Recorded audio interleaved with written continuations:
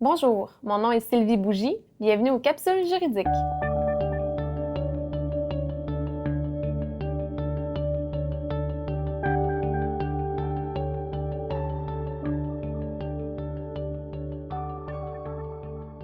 Vous offrez des services, peu importe le domaine, vous avez besoin d'un bon contrat de service. Quand on parle de soumission, mandat, offre de service, en fait, c'est toute la même chose, c'est un contrat de service. On va voir ensemble les principales clauses à retrouver dans un contrat de service.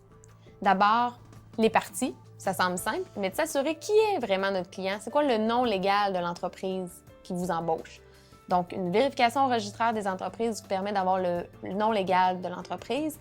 Et aussi, c'est important de vérifier avec votre client qui a le mandat de vous donner les instructions et qui a le mandat de signer ce contrat-là. Ça peut être très simple pour une petite PME, mais quand on arrive avec des grandes entreprises, ça peut déjà être plus compliqué.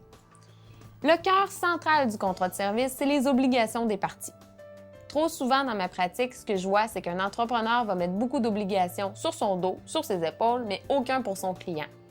Pourtant, quand je valide avec lui, il n'est pas rare qu'on voit que le client, il doit, approuver les étapes, il doit fournir des informations, il doit fournir du contenu, il doit fournir du matériel. Peu importe, c'est pratiquement certain que le client a des obligations à remplir. Donc, on doit les retrouver au contrat. Je vous donne un petit exemple rapide. Si vous êtes en train de faire un site Internet, il est très probable que le client va devoir approuver des étapes dans la réalisation. Donc, c'est important de le prévoir. Souvent, ça va aller avec les obligations des parties. On va souvent retrouver un échéancier ou un calendrier des travaux. C'est important de s'assurer que celui-là est réaliste et aussi comprendre qu'il est compris vraiment dans les deux parties. Donc, si j'ai un mois pour réaliser des travaux, il faut que mon client collabore avec moi pour que je puisse le faire dans le un mois. C'est important de mettre des portes de sortie parfois. Donc, de dire qu'on ne sera pas responsable si on ne respecte pas les échéanciers, si par exemple le client a oublié de nous fournir les contenus du site Internet qu'on s'est engagé à produire. Donc, c'est logique. Ça semble logique en tout cas. Mais dans la pratique, ce ne l'est pas toujours et c'est important de le prévoir au contrat. Ensuite, un autre élément très important, le prix. Est-ce que ça va être un taux horaire? Est-ce que c'est un prix forfaitaire? Est-ce qu'il est possible d'avoir des extras au contrat? Et il faut le prévoir et il faut s'entendre. Il faut s'entendre aussi que si le client ne paye pas, il va devoir payer des intérêts. Donc, de prévoir aussi une clause d'intérêt. C'est primordial. Aussi, s'il y a des différentes modalités de paiement, il faut évidemment le prévoir au contrat.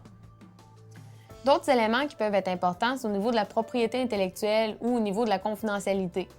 C'est pas toujours applicable, mais ça peut être le cas et c'est super important de le prévoir si c'est nécessaire. Ensuite, on peut prévoir aussi, justement, je parlais tout à l'heure de porte de sortie, mais c'est des clauses d'exonération de responsabilité. Vous ne pouvez pas nécessairement être responsable de tout. Des fois, la catastrophe, elle n'arrive pas toujours seule. Donc, c'est de s'assurer de voir c'est quoi le pire scénario qui pourrait arriver et voir comment on peut s'en sortir.